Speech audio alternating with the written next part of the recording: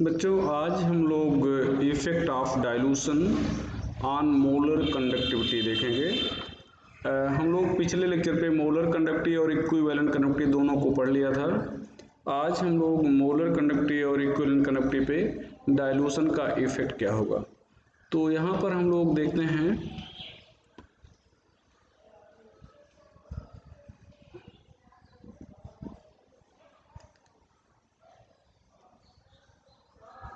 Effect of dilution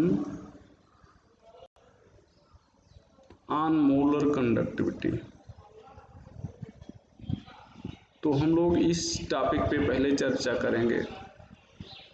molar and equivalent दोनों देख लेते हैं। तो यहाँ पर ध्यान दो, ये इफेक्ट ऑफ डाइल्यूशन, ये अपनी हेडिंग हो गई। मोलर कंडक्टिविटी पे क्या इफेक्ट पड़ेगा, यहाँ पर चर्चा हम लोग करें। तो यहाँ पर हम लोग मोलर कंडक्टिविटी लिख रहे हैं lambda M equal to kappa into V, और इक्विवेलेंट कंडक्टिविटी अगर लिख लें तो यहाँ पर केपा इंटू वी।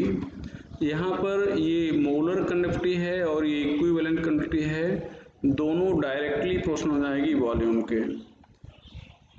यहाँ पर as both molar and equivalent conductivity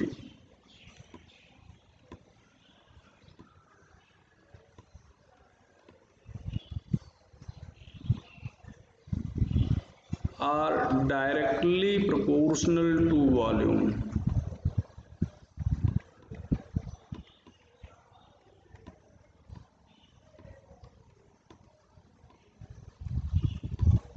Hence, on dilution, both lambda m increases and lambda eq increases। तो डाइल्यूट करने पर लैम्डा एम बढ़ेगा, मोलर कंडक्टिविटी बढ़ेगी, और लैम्डा eq भी बढ़ेगा, ये दोनों बढ़ जाएगा। एक प्रश्न उठता है कि पिछले लेक्चर पे पढ़ाया गया था कि जब हम लोग डाइल्यूट करते हैं तो यहाँ पर केपा घटता है, वॉल्यूम बढ़ता है, ये बढ़ता है। तो एक फैक्टर यहाँ पर ये केपा वाला देखें, केपा वाला फैक्टर घट रहा है, ये वॉल्यूम वाला फैक्टर बढ़ रहा है। तो अगर एक फैक्टर घट रहा है दूसरा फैक्टर बढ़ रहा है तो यहाँ पर जो इनका मल्टीपल रिजल्टेंट है वो कांस्टेंट होना चाहिए। अगर आपसे कोई कहता है फिर ये मल्टीपल रिजल्टेंट बढ़ क्यों जाता है, मतलब यहाँ पर केपा घट रहा है डाइल्यूट करने पर वॉल्यूम बढ़ रहा है, तो फाइनली ये लैम्डा EQ या लैम्डा एम क्यों बढ़ जाता है। तो इसका आंसर ये होगा कि जब डाइल्यूट करते हैं तो वॉल्यूम जिस रेशियो में बढ़ता है केपा उस रेशियो में नहीं घटता, मतलब केपा घटेगा कम और वॉल्यूम बढ़ेगा ज़्यादा, मतलब वॉल्यूम ज़्यादा बढ़ेगा, इसलिए नेट रिजल्टेंट यहाँ पर बढ़ने का आएगा। ये एक चीज़ हो गया, मतलब सीधे सीधे कहा जाए तो आप कहेंगे कि दोनों मतलब मोलर कंडक्टिविटी और इक्विवेलेंट कंडक्टिविटी डाइल्यूट करने पर बढ़ती है, इस चीज़ को हम लोग जानते रहेंगे। अब यहाँ पर हम लोग केवल मोलर कंडक्टिविटी की बात करेंगे कि मोलर कंडक्टिविटी अच्छा की बात हम लोग करेंगे, लेकिन यहाँ पर जो इलेक्ट्रोलाइट हैं वो दो टाइप के होंगे, वीक इलेक्ट्रोलाइट और स्ट्रांग इलेक्ट्रोलाइट। तो यहाँ पर हम लोग पहले स्ट्रांग इलेक्ट्रोलाइट पर देखें। Effect of dilution on molar conductivity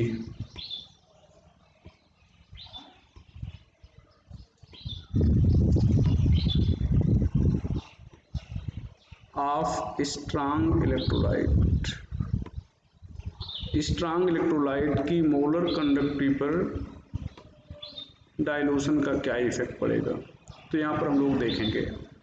अब यहाँ पर भैया अगर देखा जाए तो स्ट्रांग इलेक्ट्रोलाइट आपको पढ़ाया गया था कि ऐसे इलेक्ट्रोलाइट जो सभी कंसंट्रेशन पर कंप्लीटली डिसोसिएट हो जाते हैं।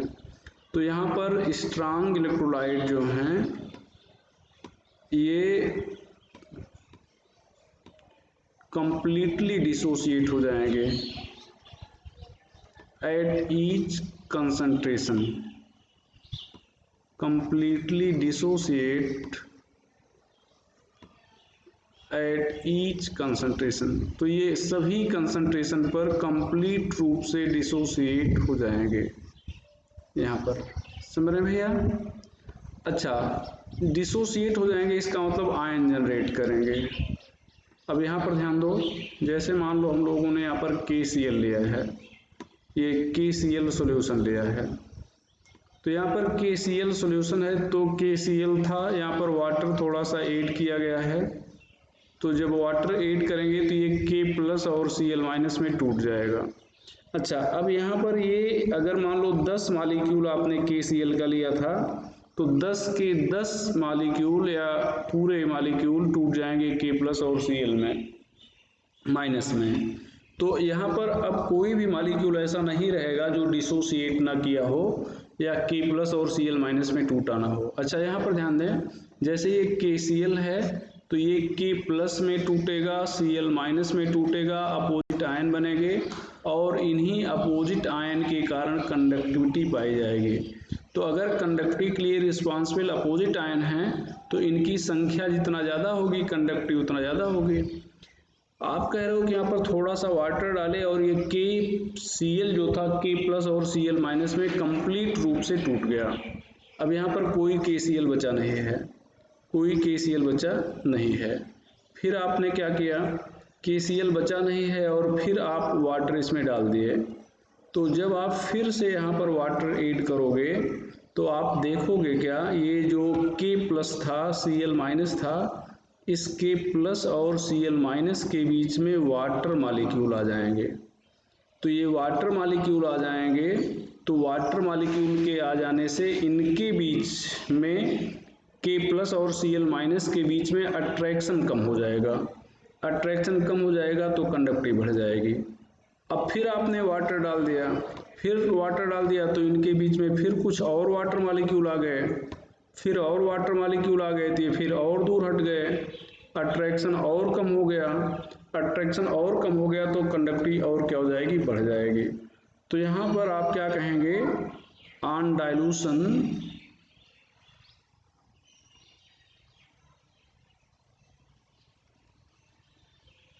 of strong electrolyte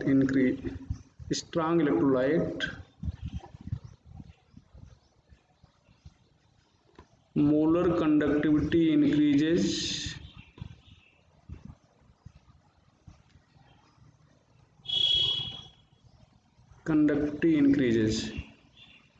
due to decrease in interionic interaction. ये आयनिक इंट्रैक्शन डिक्रीज करेगा इसके कारण। ये इस चीज को आपको याद रखना है, due to decrease in interionic interaction. यहाँ पर due to decrease in interionic interaction ध्यान रखिएगा। नंबर ऑफ आयन अगर कहा जाए कि बढ़ जाएगा तो आप कहेंगे नहीं, नंबर ऑफ आयन नहीं बढ़ेगा। अच्छा, अगर डाइल्यूशन कंटिन्यूड है, if dilution is continued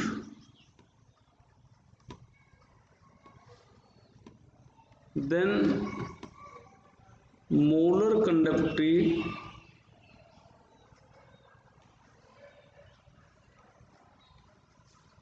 increases up to certain value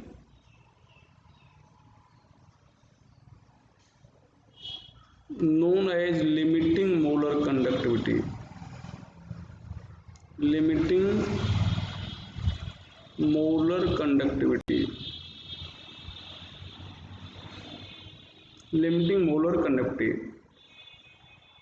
or molar conductivity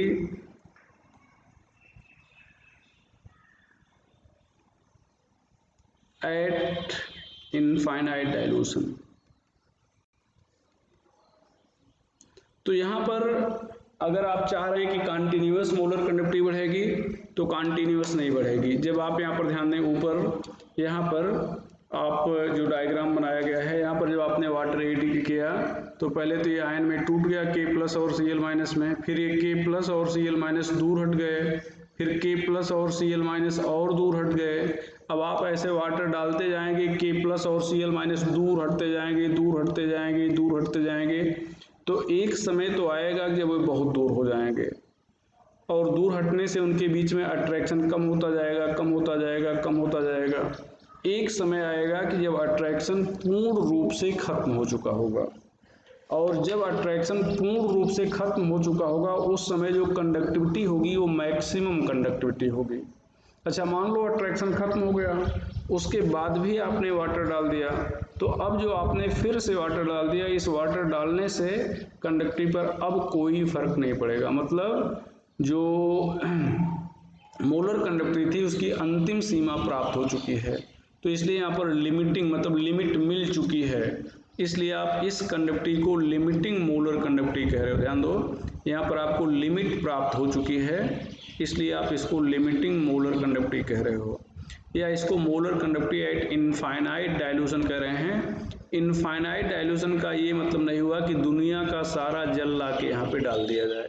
infinite dilution का मतलब ये हुआ कि अब इतना जल आप डाल चुके हो कि इसके डालने के बाद अब यहाँ पर कोई फर्क मोलर कंडक्टिविटी पर नहीं पड़ेगा, तो ये चीज़ रहेगा। तो यहाँ पर लिमिट मिल गई है। 10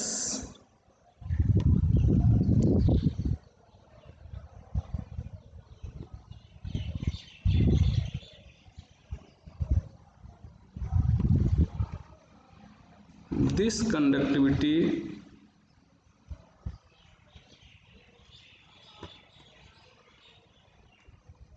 can be obtained through graph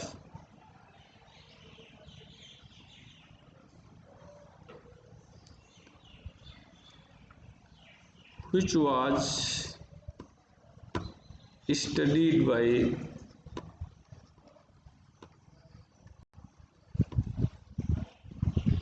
D.Y. Huckel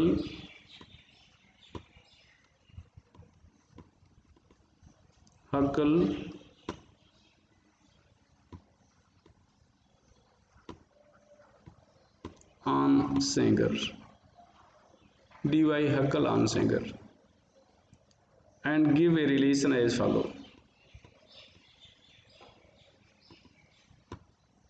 Give a relation as follow।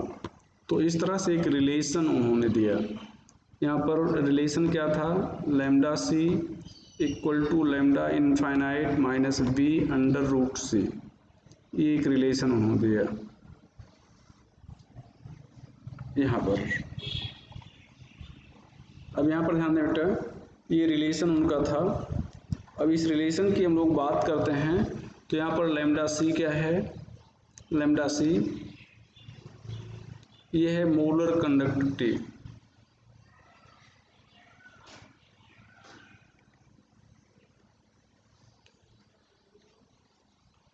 Eight concentration C, lambda infinite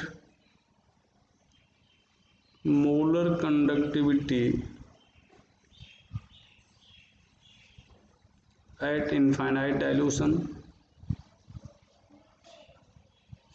C molar concentration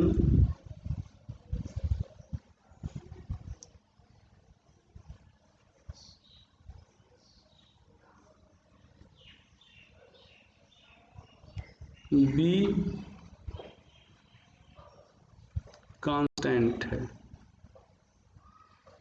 which value depends upon temperature, which value depends upon temperature and nature of solvent,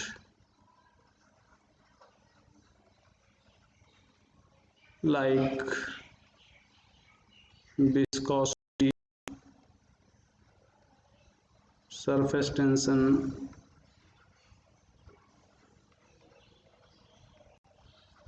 इन सब पे।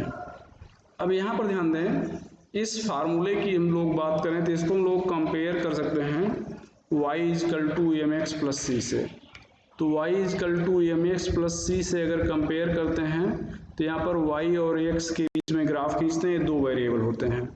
यहाँ पर 2 variable क्या हैं, ये lambda c एक variable हो गया और रूट c दूसरा वेरिएबल हो गया। इनके बीच में अगर हम लोग ग्राफ खींचते हैं, यहाँ पर ध्यान दें, तो ये लैम्डा c के बीच में हम लोग ग्राफ खींच रहे हैं और ये रूट c के बीच में ग्राफ खींच रहे हैं।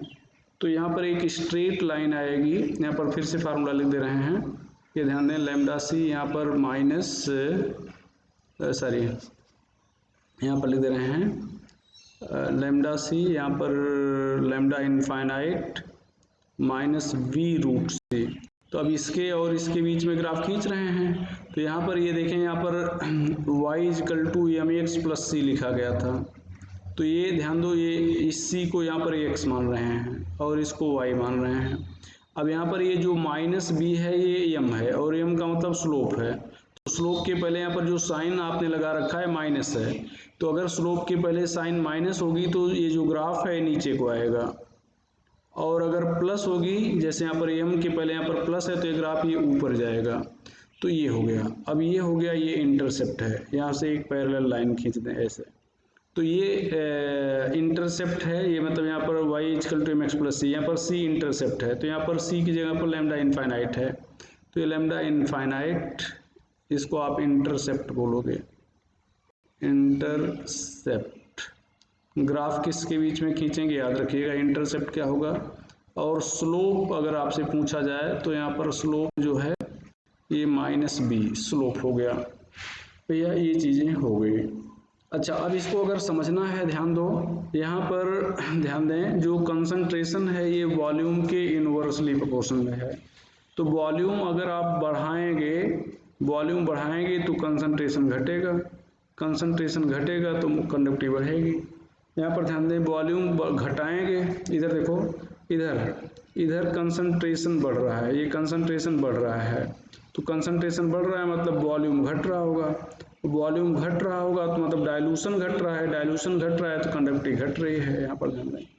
और जब आप इधर से इधर इस साइड में आते हैं, इस साइड में, तो इस साइड में आने पर C घटेगा और C घटे, यहाँ पर ध्यान दें, C घटेगा तो B बढ़ेगा, B बढ़ेगा तो यहाँ पर ध्यान दें, इधर इस साइड में आने पर B बढ़ रहा है इधर, तो B बढ़ेगा तो कंडक्टिविटी क्या होगी, बढ़ेगी, और यहाँ पर बढ़ते बढ़ते बढ़ते बढ़ते यहाँ पर क्या हो जाएगी, ये मैक्सिमम कंडक्टिविटी हो जाएगी। देखें यहाँ पर मैक्सिमम कंडक्टिविटी। अब इसके बाद आप यहाँ पर चाहे जितना वॉल्यूम बढ़ा दें, कंडक्टिविटी नहीं बढ़ने वाली है, तो इसको आप कहेंगे लिमिटिंग मोलर कंडक्टिविटी। अच्छा, इसको आप ऐसे समझ सकते हैं, ध्यान दें, यहाँ पर जब वॉल्यूम क्या हो जाएगा, ये फार्मूला यहाँ पर लिखा है lambda c equal to lambda infinite minus b root c। तो वॉल्यूम आप इनफाइनाइट अगर कर दें, वॉल्यूम इनफाइनाइट मतलब बहुत ज़्यादा कर दें, तो ये कंसंट्रेशन बहुत कम हो जाएगा। इनफाइनाइट कर देंगे तो कंसंट्रेशन क्या हो जाएगा, जीरो हो जाएगा। तो कंसंट्रेशन जीरो हो जाएगा अगर, तो यहाँ पर lambda c equal to lambda infinite minus b root c लिख रहे हो। अब अगर इस कंसंट्रेशन को हम लोग जीरो कर दें तो ये पूरा पार्ट क्या हो जाएगा, जीरो हो जाएगा। तो लैम्डा c इक्वल टू क्या हो जाएगा, लैम्डा इनफाइनाइट हो जाएगा। इसका मतलब क्या होगा कि लैम्डा c लैम्डा इनफाइनाइट के बराबर हो जाएगा। अब लैम्डा c लैम्डा इनफाइनाइट के बराबर हो गया, तो ये कब हो गया, जब आपने वॉल्यूम इनफाइनाइट कर दिया, उस समय कंसंट्रेशन क्या हो गया था, जीरो हो गया था।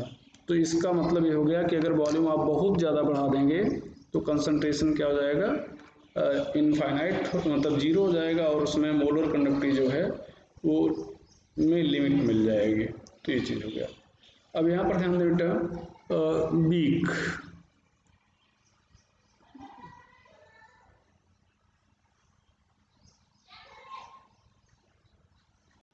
effect of dilution on molar conductivity of weak electrolyte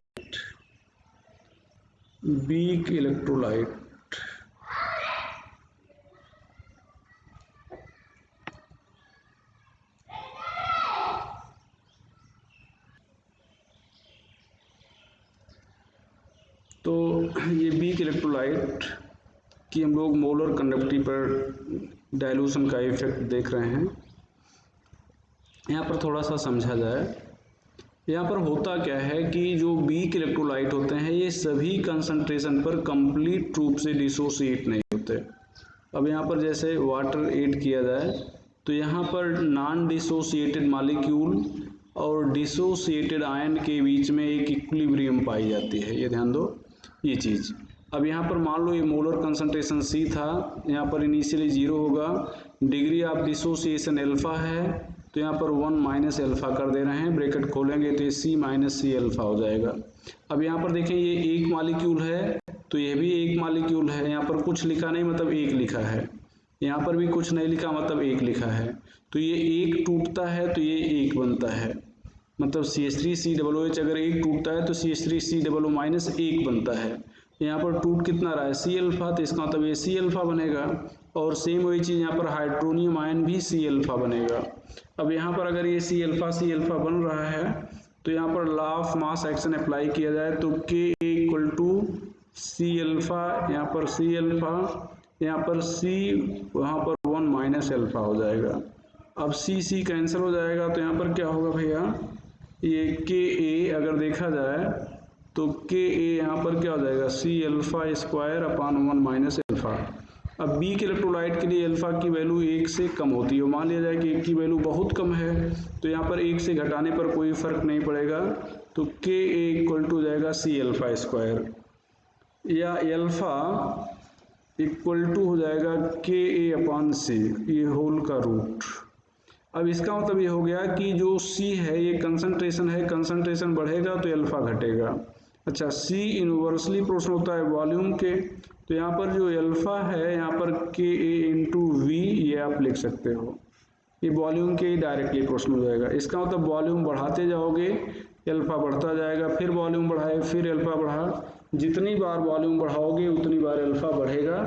और कभी भी यहाँ पर ये इसका अल्फा मतलब डिसोसिएशन कभी बंद नहीं होगा, तो डिसोसिएशन कभी बंद नहीं होगा, इसका मतलब मोलर कंडक्टिविटी लगातार बढ़ती जाएगी, यहाँ पर मोलर कंडक्टिविटी में कोई लिमिटिंग वैल्यू प्राप्त नहीं होगी।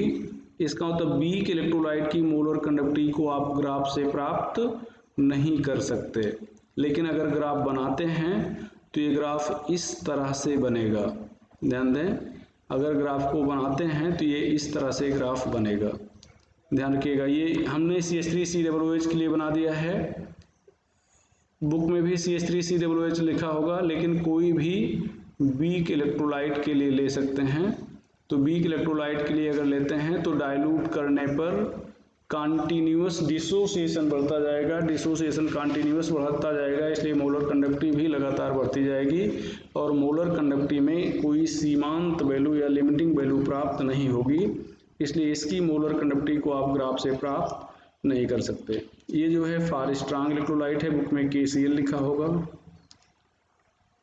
फॉर स्ट्रांग इलेक्ट्रोलाइट बुक में KCl को लेकर एग्जाम्पल देते हैं तो बुक में उसका KCl लिखा हो, तो जरूरी नहीं को KCl हो, कोई भी स्ट्रांग इलेक्ट्रोलाइट आप ले सकते हैं, उसके लिए ग्राफ बनाया गया है, ये ध्यान रखेंगे। और नीचे वाला ग्राफ वीक इलेक्ट्रोलाइट के लिए बनाया गया है, ये वीक इलेक्ट्रोलाइट के लिए है, या CH3COOH भी वीक इलेक्ट्रोलाइट होता है, तो ये हो गया। हम लोग इफेक्ट ऑफ डाइल्यूशन देख रहे थे। आज दूसरा टॉपिक भी कवर कर लेते हैं, कोशिश करते हैं कोलरास लॉ पढ़ने की। तो यहाँ पर हम लोग पढ़ेंगे दूसरा टॉपिक कोलरास लॉ।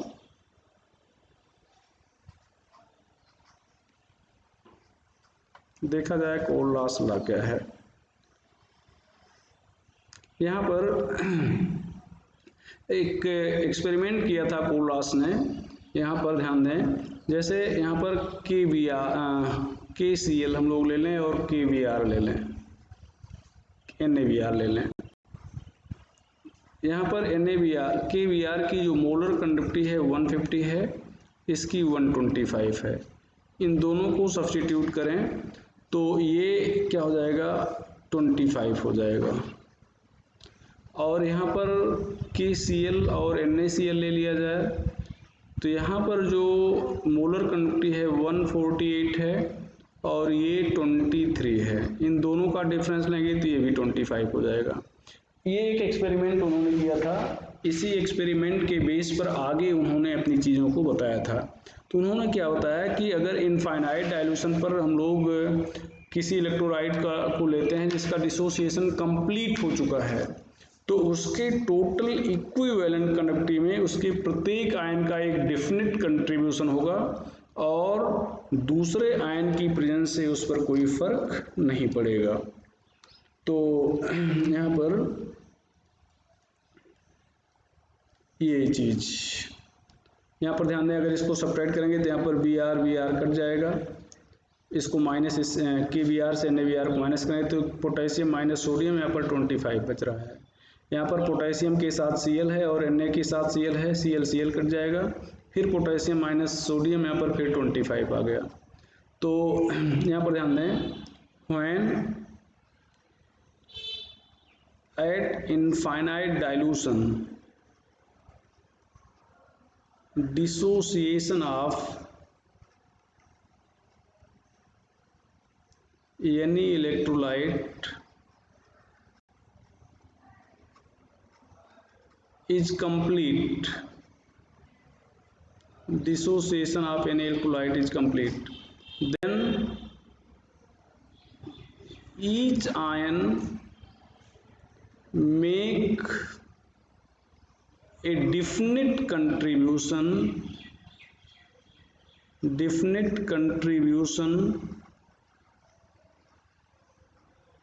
towards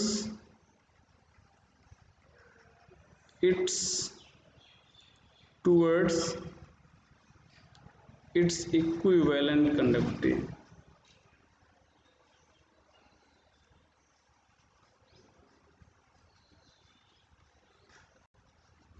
Irrespective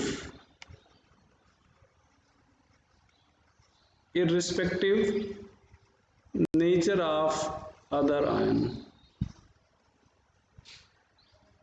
यहाँ पर ध्यान दो, यहाँ पर सोडियम और पोटेशियम के साथ Br जुड़ा हुआ है, यहाँ पर सोडियम और पोटेशियम के साथ Cl जुड़ा हुआ है, लेकिन दोनों का डिफरेंस दोनों बार, यहाँ पर पहली बार भी 25 आया था, यहाँ पर दूसरी बार भी 25 आ रहा है।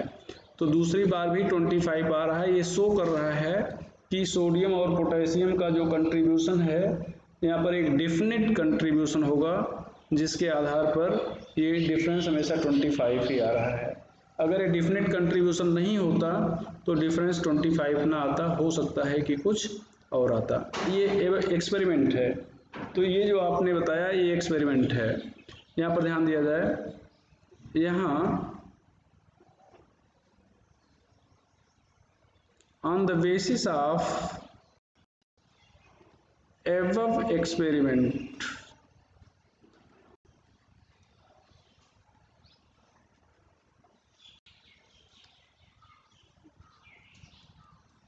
Colas law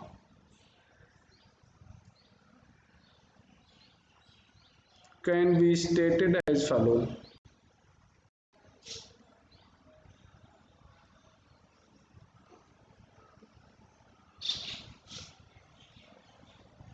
At infinite dilution,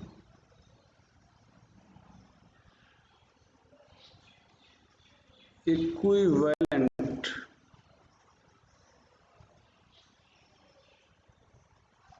conductivity of any electrolyte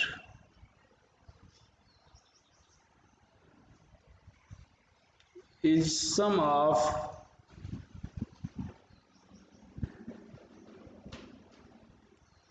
equivalent conductivity of its each ion, while molar conductivity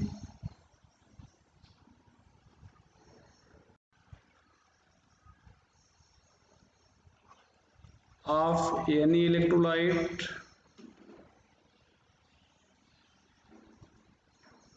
is equal to sum of its ionic conductivity, so that each multiplied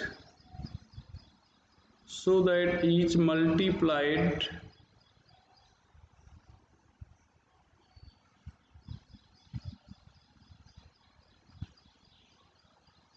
by numbers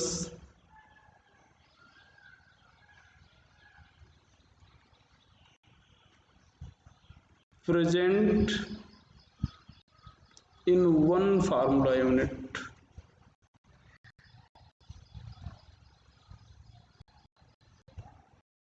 So that each multiplied by numbers present in one formula unit. यहाँ पर ध्यान दें बेटा, for example यहाँ पर हम लोग BaCl2 के बारे में देख रहे हैं। यहाँ पर BaCl2, यहाँ पर लिख रहे हैं लैम्डा इनफाइनाइट, यहाँ पर EQ, इसका मतलब equivalent conductivity at infinite dilution. किसका? यहाँ पर BaCl2 का। यहाँ पर लिखेंगे लैम्डा इनफाइनाइट, यहाँ पर EQ, फिर छोटा सा लिख दे रहे हैं किसका? बेरियम डबल प्लस का। फिर लैम्डा इनफाइनाइट Cl माइनस, यहाँ पर EQ आप लिख सकते हो, ये यहाँ पर Cl माइनस की ये इक्विवेलेंट कंडक्टिविटी है। अब ये ध्यान दें, ये बेरियम क्लोराइड की इक्विवेलेंट कंडक्टिविटी है इनफाइनाइट डाइल्यूशन पर। ये बेरियम क्लोराइड, यहाँ पर ध्यान दो, ये बेरियम क्लोराइड की इक्विवेलेंट कंडक्टिविटी है। अब ये बेरियम आयन की इक्विवेलेंट कंडक्टिविटी है और ये क्लोराइड आयन की इक्विवेलेंट कंडक्टिविटी है। तो यहाँ पर क्लोराइड आयन की ये इक्विवेलेंट कंडक्टिविटी आपने लिया, ये बेरियम आयन की इक्विवेलेंट कंडक्टिविटी लिया, दोनों आयन की इक्विवेलेंट कंडक्टिविटी को आपने यहाँ पर ऐड कर दिया, तो ये बेरियम क्लोराइड की इक्विवेलेंट कंडक्टिविटी बन गई। यहाँ पर ध्यान दो, ये यूनिट क्या होगी? यहाँ पर ओम inverse Cm square equivalent inverse. अच्छा, अगर बेरियम क्लोराइड की मोलर कंडक्टिविटी आपको लिखना है, रिप्रेजेंट करना है, तो यहाँ पर ध्यान दो, बेरियम क्लोराइड को पहले तोड़ो, तो बेरियम क्लोराइड को तोड़ोगे तो ये बेरियम डबल प्लस हो जाएगा, प्लस 2Cl माइनस हो जाएगा। अब यहाँ पर आप क्या लिखोगे भैया? यहाँ पर लिखोगे लैम्डा इनफाइनाइट, ये m नहीं लिखोगे तो ऑलरेडी वो m मान लिया जाएगा। यहाँ पर लैम्डा इनफाइनाइट, यहाँ पर बेरियम डबल प्लस, यहाँ पर लैम्डा, इसको आयनिक कंडक्टिविटी कर रहे हैं Cl माइनस। अब ये यहाँ पर इसको बेरियम की संख्या यहाँ पर देखो कुछ नहीं, मतलब 1 है, तो यहाँ पर 1 से मल्टीप्लाई करेंगे, कोई फर्क नहीं पड़ेगा। यहाँ पर Cl माइनस की संख्या यहाँ पर देखें कितना बना है, 2Cl, तो यहाँ पर 2 से मल्टीप्लाई कर दिए, ये हो गया। तो यहाँ पर आपने लिखा है डिफिनीशन में molar conductivity sum of equal to ionic conductivity so that each multiplied by the numbers present in one formula unit। जैसे Cl माइनस की आयनिक कंडक्टिविटी है, अब Cl माइनस 2 बार एक फार्मूला में है तो 2 से मल्टीप्लाई कर दिए। बेरियम 1 बार है तो बेरियम को आपने 1 से मल्टीप्लाई कर दिया। अब लिखने को देखो, यहाँ पर भी लिखा गया हुआ सेम, वैसे यहाँ पर भी पहचानने को हम लोग यूनिट से पहचानेंगे। यहाँ पर यूनिट दिया गया होगा ओम inverse Cm square mole inverse. तो यहाँ पर आयनिक कंडक्टिविटी के लिए ये मतलब यूनिट होगी मोल इनवर्स वाली, और यहाँ पर इक्विवेलेंट कंडक्टिविटी के लिए इक्विवेलेंट इनवर्स वाली होगी। अब ध्यान दीजिए, इक्विवेलेंट कंडक्टिविटी दिया गया है और इक्विवेलेंट निकालना है, तो दोनों को सीधे आप ऐड कर देंगे। लेकिन अगर मोलर कंडक्टिविटी दिया गया है, ये मोलर कंडक्टिविटी दिया निकालना है, सॉरी मोलर निकालना है और आयनिक दिया गया है, तो मोलर निकालना है और आयनिक दिया गया है, तो जो आयनों की संख्या है पहले उससे मल्टीप्लाई करेंगे तब ऐड करेंगे। अच्छा, आयनिक दिया है और मोलर निकालना है, ये आयनिक दिया था, मोलर निकालना था, तो आयनों की संख्या से मल्टीप्लाई करके जोड़ दिया। अब आयनिक निकालना है, सॉरी मोलर निकालना है और इक्विवेलेंट दोनों निकालना है, दिया आयनिक गया है। ध्यान दें, जैसे यहाँ पर सपोज करो ये A2B3 लिया जाए, A2B3 लिया गया, इसकी हमें इनफाइनाइट डाइल्यूशन पर लैम्डा EQ भी प्राप्त करना है और लैम्डा M भी प्राप्त करना है। और यहाँ पर ध्यान ये दिया क्या गया है, ये lambda infinite A triple plus, ये lambda infinite B double minus, जो भी दिया गया है ये है आयनिक कंडक्टिविटी, ये आयनिक है। कैसे पहचानोगे? यूनिट से। तो आप क्या करो, पहले यहाँ पर इसको तोड़ लीजिए। तो A2B3 ये एग्जाम्पल है, एक दूसरा हम लोग ले रहे हैं। यहाँ पर A2B3 को तोड़ लेते हैं। तो A2B3 को जब तोड़ लेंगे तो ये टूट जाएगा 2A ट्रिपल प्लस में और 3V डबल माइनस में। यहाँ पर हम लोग लैम्डा इनफाइनाइट एम लिख रहे हैं, यहाँ पर A2B3 लिख सकते हैं। अब यहाँ पर lambda infinite A triple plus हो गया, चूंकि इसकी संख्या 2 है तो यहाँ पर 2 से मल्टीप्लाई कर दिए। Lambda infinite B double minus यहाँ पर 3 है तो 3 से मल्टीप्लाई कर दिए। ये फार्मूला हो गया, ये मोलर कंडक्टिविटी के लिए हो गया। अब मोलर कंडक्टिविटी आप कैसे निकाला, आयनिक कंडक्टिविटी से। आयनिक से मोलर निकालते हैं और इक्विवेलेंट से इक्विवेलेंट निकालते हैं, पीछे आपको समझाया गया। इक्विवेलेंट से इक्विवेलेंट और आयनिक से मोलर। लेकिन आयनिक से अगर इक्विवेलेंट निकालना है तब हम लोग क्या करेंगे, यहाँ पर ध्यान दें बेटा, हम लोग एक फार्मूला सीखे हैं लैम्डा एम, यहाँ पर N into lambda E Q. तो lambda E Q equal to हो जाएगा लैम्डा एम अपान एन हो जाएगा, लैम्डा एम अपान एन हो जाएगा। अब यहाँ पर लैम्डा ई क्यू, मान लो हम लोग यहाँ पर लिख रहे हैं लैम्डा इनफाइनाइट ई क्यू, किसका, A2B3 का, ये लिख रहे हैं। अब यहाँ पर ध्यान दें लैम्डा एम इनफाइनाइट A2B3, अब यहाँ पर अपान एन कर देते हैं। एन का मतलब ये साल्ट है तो टोटल पॉजिटिव या नेगेटिव चार्ज होगा। तो यहाँ पर टोटल पॉजिटिव चार्ज कितना है, यहाँ पर ध्यान दें तोड़ा गया है 3 है, लेकिन 2 बार A है तो 2 से मल्टीप्लाई कर देंगे, 3 2 जा 6 हो जाएगा। या नेगेटिव कितना हो गया, 3 2 जा 6 हो जाएगा। तो यहाँ पर 6 से डिवाइड कर देंगे। तो यहाँ पर लैम्डा इनफाइनाइट, यहाँ पर m, यहाँ पर A2B3 हम लोग अगर लिखें तो इसको 6 से डिवाइड कर देंगे। अच्छा, अब यहाँ पर lambda infinite E Q, lambda infinite E Q यहाँ पर आपने A2B3 लिखा है। अब लैम्डा इनफाइनाइट A2B3 आप लिख रहे हो तो यहाँ पर आप क्या लिखोगे भैया, इसकी वैल्यू लिख दो। यहाँ पर lambda infinite A triple plus, यहाँ पर 2, यहाँ पर lambda infinite B double minus, यहाँ पर हो जाएगा 3, ये हो जाएगा भैया। अब हम लोग क्या कर रहे हैं, इसको 6 से डिवाइड कर दें, तो यहाँ पर 6 से डिवाइड कर दिए तो ये आ गया। यहाँ पर lambda infinite E Q A2B3 और यहाँ पर क्या आ जाएगा lambda infinite A triple plus, यहाँ पर आ गया 3, यहाँ पर lambda infinite B double minus, यहाँ पर क्या आ गया 2। अब ध्यान दो ये इक्विवेलेंट कंडक्टिविटी है ये, और ये है आयनिक कंडक्टिविटी। आयनिक से आपने इक्विवेलेंट निकाला, आयनिक से क्या निकाला, इक्विवेलेंट। तो कैसे निकालोगे, जब ध्यान दीजिएगा यहाँ पर आयनिक से इक्विवेलेंट निकालना है तो जो चार्ज है उसी चार्ज से डिवाइड करके जोड़ दोगे। देखो ए पर चार्ज 3 है, 3 से डिवाइड करके जोड़ दिया। बी पर चार्ज 2 है, 2 से डिवाइड करके जोड़ दिया। तो आपको आयनिक से इक्विवेलेंट मिल जाएगा। और जब आयनिक से मोलर प्राप्त करना है तो ध्यान दो, आयनिक से मोलर प्राप्त करना है तो आप यहाँ पर फिर से हम लिख दे रहे हैं, एक बार ऊपर लिखा गया लेकिन फिर से लिख रहे हैं। तब देखेंगे कि संख्या कितनी है, ए की संख्या 2 है। पहले यहाँ पर m लिख देते हैं, A2B3 लिख देते हैं। अब ए की संख्या यहाँ पर कितना है भैया, 2, तो यहाँ पर 2 लैम्डा इनफाइनाइट कर देंगे ए ट्रिपल प्लस। तो यहाँ पर बी की संख्या कितनी है, देखो 3 है, तो यहाँ पर 3 से हम लोग क्या करेंगे 3 लैम्डा इनफाइनाइट, यहाँ पर क्या लिखेंगे बी डबल माइनस, ये मिल गया मोलर। तो अगर सीधे सीधे हमें लिखना है, आयनिक दिया गया है, ज़्यादातर आयनिक ही दिया जाता है, ज़्यादातर आयनिक ही दिया जाएगा। आयनिक से आपसे मोलर भी पूछ सकता है और आयनिक से इक्विवेलेंट भी पूछ सकता है। तो आयनिक से अगर इक्विवेलेंट पूछना है तो ये जो चार्ज जितना यहाँ पर चार्ज दिखेगा उसी चार्ज से यहाँ पर डिवाइड कर देंगे, कैटायन में भी और एनायन में भी उसी से डिवाइड करके फिर जोड़ देंगे। तो हमें क्या मिल जाएगा भैया, मोलर मिल, इक्विवेलेंट मिल जाएगा। लेकिन अगर मोलर प्राप्त करना है तो जो नंबर है, जैसे a के बाद 2 है तो हमने 2 से मल्टीप्लाई कर दिया, b के बाद 3 है तो 3 से b को मल्टीप्लाई करके तब उसकी वैल्यू को जोड़ दिए।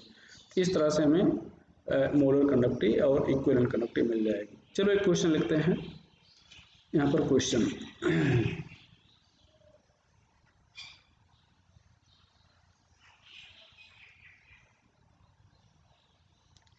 Find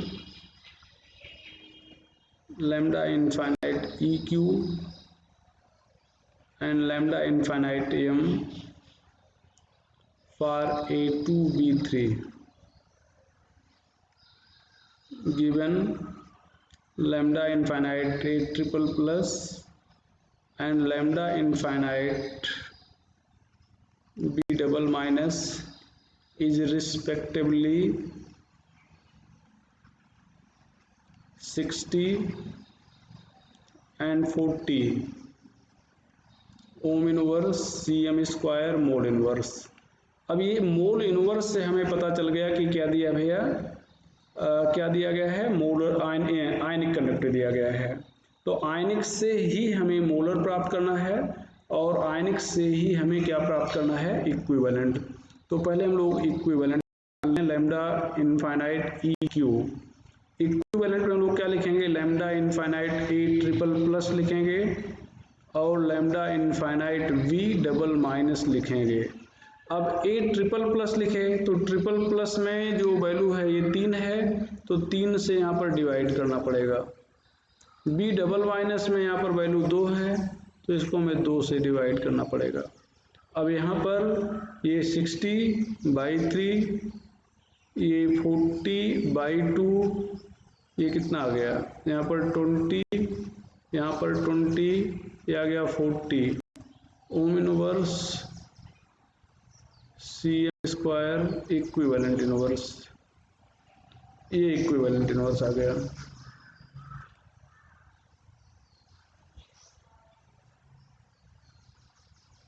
equivalent inverse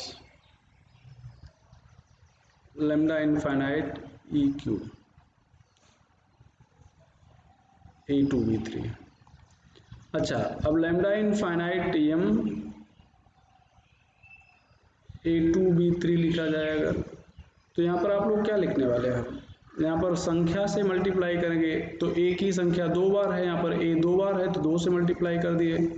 A triple plus यहाँ पर B 3 बार है तो 3 lambda infinite B double minus हो गया। अब यहाँ पर 2 गुणे यहाँ पर कितना आप लिख रहे हो 60, यहाँ पर 3 गुणे 40 तो ये कितना हो जाएगा 120, यहाँ पर 120 बराबर 240 ओम inverse CM square mole inverse हो गया। एक और क्वेश्चन नंबर 2 देखते हैं। Find lambda infinite EQ BaCl2 if lambda infinite barium double plus and lambda infinite Cl minus is respectively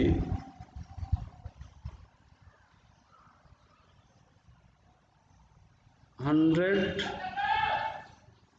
and 50 Om inverse CM square equivalent inverse, ये equivalent inverse है। तो यहाँ पर लैम्डा इनफाइनाइट आप यहाँ पर क्या लिखोगे, इक्विवेलेंट आप लिख रहे हो, यहाँ पर आप इक्विवेलेंट लिखने चल रहे हो।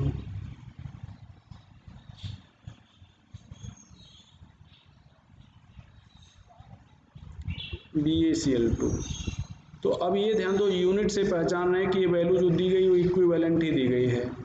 तो यहाँ पर lambda infinite barium double plus सीधे लिख देंगे और लैम्डा इनफाइनाइट Cl माइनस लिख देंगे। तो यहाँ पर 100 आ जाएगा, यहाँ पर आ जाएगा 50 equal to 150 ohm inverse CM square equivalent inverse आ जाएगा।